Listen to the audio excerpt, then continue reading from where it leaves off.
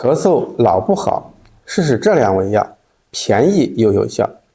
咳嗽咳个不停，给大家分享一个方法，只需要2味药，便宜又有效。许多人一入秋季会咳嗽不断，一旦咳起来就难以停歇，咳粘稠黄痰，嗓子又干又痛。有一杯水可以常喝，是中医名方二母散，它能够清热化痰、润肺止咳。